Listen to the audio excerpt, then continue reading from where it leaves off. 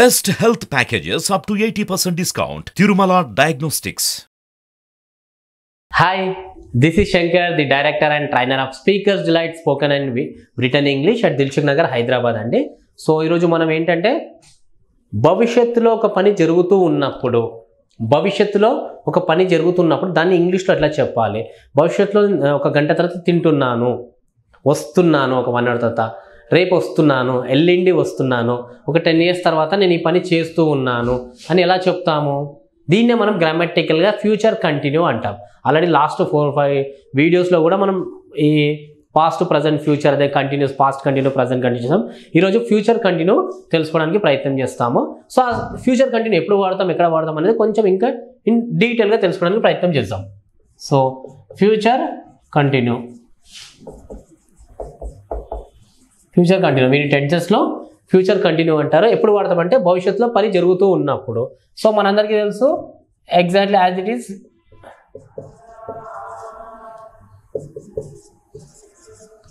ఇవి మనం subjects అంటుంటాము. So ఇక్కడ హెల్పింగ్ వర్బ్స్ కూడా ఉంటాయి. ఏంటంటే ఐవికి షెల్ బి ఉంటుంది, అది మిగతా అన్నిటికీ కూడా విల్ బి అంటాము. కానీ you can manage everything with will be also, no problem. Okay, అన్నీ కూడా నువ్వు విల్ బితో చెప్పొచ్చు. కానీ కొందరు షెల్ బి కూడా వాడుతుంటారు. ఫ్యూచర్కి shall be, shall have been, shall have, ఇట్లా రకరకాలుగా వాడతారు ఐవికి. లేదు అంటే if you are not understanding, పెద్ద అంటే కొంచెం కష్టంగా అనిపించినప్పుడు విల్ బితో నువ్వు మేనేజ్ చేయొచ్చు బిగినింగ్. తర్వాత అయినా ఎప్పుడైనా కూడా 100% కరెక్ట్ విల్ బి. సో ఎప్పుడు వాడతాం ఫ్యూచర్ కంటిన్యూ అంటే, sir I will come tomorrow, రేపు వస్తాను, అయిపోయింది కదా, మళ్ళీ విల్ బి ఎందుకు అంటే సింపుల్. ఇక్కడ చూడండి, ఐ విల్ కమ్ టుమారో, ఇక్కడ I will be are I shall be ఏదైనా వచ్చి I will be coming tomorrow. ఏంటి డిఫరెన్స్ అంటే, డిఫరెన్స్ ఏం లేదు, మీనింగ్ కూడా సేమ్ ఉంది. ఐ విల్ కమ్ టుమారో అంటే నేను రేపు వస్తాను, I will be coming tomorrow అంటే నేను రేపు వస్తూ ఉన్నాను. చెప్పే విధానం మారిపోయింది అంతే తప్ప మీనింగ్ ఏం చేంజ్ అవ్వలేదు. థ్యాంక్ యూ సో మచ్ అంట, థ్యాంక్స్ ఏ లాట్ అంట, మీనింగ్ ఏంటంటే మీనింగ్ ఒకటే కదా, చెప్పే విధానం మారిపోయింది. ఇంకా థ్యాంక్స్ పెద్దగా ఉంది, మెనీ థ్యాంక్స్ అంటే ఇంకా బాగుంది. I whole heartly express my thanks to you అంట, చెప్పే విధానం మారిపోయింది, చెప్పే థ్యాంక్స్ ఒకటే. అట్లనే I will come tomorrow, I will be coming tomorrow అని చెప్పుకోవచ్చు. సో చెప్పాను కదా, ఐవికి షెల్తో కూడా వాడచ్చు. షెల్ మీద ఒక ఎగ్జాంపుల్ చేద్దాం. I shall be speaking English. Okay, next Sunday నేను ఇంగ్లీష్ మాట్లాడుతున్నాను. నెగిటివ్ ఐ షెల్ నాట్ అనొచ్చు, షాంట్ కూడా అనొచ్చు. I shall not be speaking next Sunday. వాళ్ళు రేపు క్రికెట్ ఆడుతున్నారు, దే విల్ బి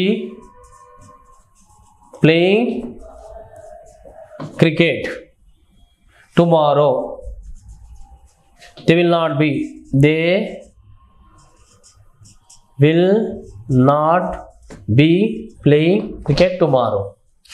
అట్లాగే చెప్పాను కదా, కన్ఫ్యూజన్ ఉంటే కన్ఫ్యూజన్ ఏమొద్దు, remove shall be, you can manage with everyone will be. Okay, so I will be coming, I will not be coming, they will be coming, they will not be coming, you will be coming, you will not be coming, we will be coming, we will not be coming, he will be coming, he will not be coming, it will be coming, it will not be coming, Raju will be coming, Raju will not B, Mahesh will be coming, Mahesh will not be coming, Sirisha will be preparing, Sirisha will not be preparing, my mother will be asking, my mother will not be asking.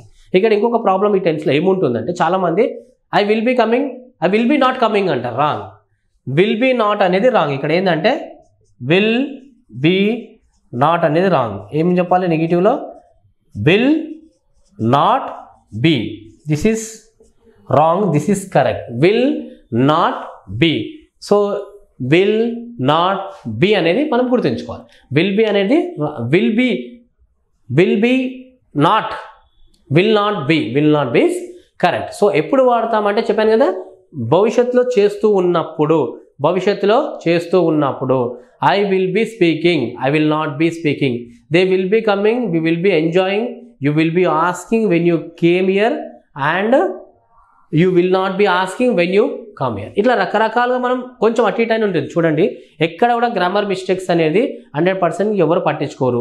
నీ flow చూస్తారు, flow వెళ్తారు. ఇప్పుడు తెలుగులో అయినా కూడా నేను ఒకటి మాట్లాడితే ఉంటాను. అప్పుడప్పుడు నేను ఇందాక మీకు మాట్లాడినప్పుడు కూడా I will be coming when you came here అని. విల్ బీ అనేది ఫ్యూచర్, వెన్ యూ కేమ్ అనేది ప్రజెంట్. నేనే ఇక్కడ మిస్టేక్ చేసిన, ఎట్లా అయింది మరి? మీకు ఆ ఫ్లోలో వెళ్తుంది. అందుకే నేను కాదు, ఎవరమైనా ఫ్లోలో మాట్లాడతాం, మీకు తెలియాలని ఆ పదం చెప్పిన అనమాట. సో అట్లా mistakes common, everyone, no one is perfect. Okay, మనం మాట్లాడుతున్న తెలుగు భాషనే తెలంగాణ, ఆంధ్రప్రదేశ్లో రకరకాలుగా మాట్లాడతారు. అవునా? శ్రీకాకుళంలో ఒకలాగా మాట్లాడితే నల్లగొండలో ఇంకోలాగా మాట్లాడతారు. హైదరాబాద్లో ఒకలాగా మాట్లాడితే అమలాపురంలో ఇంకోలాగా మాట్లాడతారు. ఇదే తెలుగు హోల్ సిటీలో మాట్లాడితే న్యూ సిటీలో ఇంకొకలాగా మాట్లాడతారు. అవునా లేదా? గుంటూరులో ఒకలాగా మాట్లాడితే మహబూబ్ నగర్లో ఇంకోలాగా మాట్లాడతారు. మనం మాట్లాడుతున్న ఈ చిన్న మన తెలుగు 2 రాష్ట్రాల్లోనే ఎవరొకొక స్లాంగ్లో ఉంటే మనకేం తెలుస్తుంది చెప్పండి? కొన్ని తెలుసు మనకి. ఒక వర్డ్ని, ఒక పదాన్ని తెలంగాణలో ఆనంకాయ అంటే ఆంధ్రలో సూరకాయ అంటారు. సో ఎవరి వర్డ్ వాళ్ళది. అట్లాగే ఇంగ్లీష్ అనేది అందరూ ఒకేలాగా మాట్లాడాలని ఏం లేదు, ఎవరి స్టైల్ వాళ్ళది. ఇంకోటి ఇది మన భాషనే కాదు, వేరే దేశం పరాయి భాష కాబట్టి తప్పులు ఉంటాయి. కానీ నీ ఫ్లో ఎలా ఉంది? The tongue should be dance in your mouth అన్న. నీ నాలుకని డాన్స్లో, నాలుక అనేది నోట్లో డాన్స్ ఆడితే ఫలితం వస్తుంది. మనం స్కూల్స్ కాలేజ్ లాగా యాటిట్యూడ్ ఉండొద్దు. ఎందుకు మనం ఈ ఏజ్ వచ్చినాక పెద్దగా కూడా ఇంగ్లీష్ నేర్చుకుంటున్నాము అని అంటే బేసిక్ అనేది కమ్యూనికేషన్ పైన టైం తీయలేదు కాబట్టి. మన పర్సంటేజ్ మీద బాగా తీసినాం, స్కూల్ కాలేజ్ లాగా కావద్దని ఎందుకు చెప్తానంటే స్కూల్లో రాయు చదువు ఓన్లీ థియరీ పైన ఎక్కువ ఫోకస్ చేసినాం, కాలేజ్లో కూడా అదే చేసినాం. అందుకే పర్సంటేజ్ వచ్చినాయి 80, 90, ఫస్ట్ క్లాస్, అందరికీ ఫస్ట్ క్లాస్ వచ్చినాయి. రిజల్ట్ బాగుంది, కమ్యూనికేషన్ వచ్చి 0 అవుతుంది. సో మనము స్కూల్ కాలేజ్ లాగా కాకుండా ఇది ఏంటంటే కంప్లీట్ యాక్టివిటీ బేస్డ్ మనకు ఉండాలి. ఇండివిజువల్ కూడా యాక్టివిటీ అవుతుందంటే అవుతుంది. ఇప్పుడు ఈ వీడియో చూసారు కదా, మీరు ఏం చేయాలి? Next take 1 or 2 examples in your own way, then after that go out and just communicate with your friends. That's it. తప్పు పోతే ఏముంది? ఏమైనా అవుతుందా? ఏం కాదండి, కామన్ అవన్నీ. సో ఎందుకు చెప్తున్నా అంటే మనకు ఫస్ట్ భయం ఉంటుంది, ఏమనుకుంటారు, ఏమని అనుకోని. I'll tell you one example in my class only, practical example. One of my students completed his course here. So one day I called him. So ఎప్పుడు అతను నేర్చుకునేటప్పుడు ఏంటంటే క్లాస్లో కొంచెం వచ్చినా కూడా కాన్ఫిడెంట్గా మాట్లాడాడు. Sir one day I called him, he was having tea at outside. So I called him and I think his name Basha, right? Basha, where are you? He said, sir I'm at tea stall. What are you doing? I'm having tea. Okay, will you come here? Yes sir, I will come. అయితే ఇక్కడ నేను అన్ని కూడా questions ఇంగ్లీష్లో అడిగిన, అతను తెలుగులో చెప్పిండు. After coming I asked him, what happened భాష? Nothing sir. నేను అడిగిన అనమాట, నేను క్లాస్లో ఉన్నప్పుడు నువ్వు వచ్చిన 10 daysకే ఇంగ్లీష్లో మాట్లాడడానికి ప్రయత్నం చేసినావు, మరి నేను ఇప్పుడు కోర్స్ అయిపోయింది, నువ్వు అంత కాన్ఫిడెన్స్ అప్పుడు ఉన్నప్పుడు ఎందుకు మాట్లాడాలంటే, సార్ యాక్చువల్లీ అంటే మాట్లాడదాం అనుకున్నా సార్, పక్కకు వీళ్ళు ఉన్నారు, ఏమనుకుంటారని మాట్లాడతలే అన్న. అర్థం చేసుకోండి, నువ్వేమన్నా తప్పు చేస్తున్నావా? మనం ఏం చెడు చేయట్లేము. ద పర్సన్ హూ స్మోక్స్, ఎవడైతే సిగరెట్ తాగుతారు, మందు తాగుతారు, వాళ్ళు చేసేది తప్పని అందరికీ తెలుసు, భయపడకుండా అందరి ముందు అవుతావు. నువ్వు నీ యొక్క డెవలప్మెంట్ కోసం, నీ కుటుంబ డెవలప్మెంట్ కోసము ఒక భాష నేర్చుకుంటున్నావు, దానికి భయపడితే ఎట్లా చెప్పు కదా? ఆ అబ్బాయే కాదండి, ఇట్లా లక్షలలో మంది ఉన్నారా లేదా?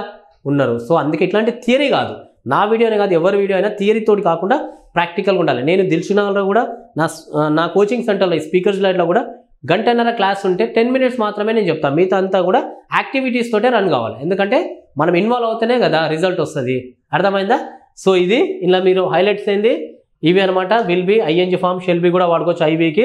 Next will be not wrong, will be not wrong, will not be correct. నెగిటివ్లో I will be eating, I will be not eating అంటే wrong, I will not be eating. So ఓకేనా? సో ఎగ్జాంపుల్స్ కూడా మీరు ఇలా మళ్ళీ repeat చేసుకుని నాలాగా లౌడ్గా చేయండి, టంగ్ ప్రాక్టీస్ చేయండి. Silent reading is useless for improving communication. Gaining knowledge is okay, improving communication అంటే కొంచెం లౌడర్గా ఉండాలి. ఓకేనా? Thank you so much for giving great opportunity Suman TV. Thanks a lot.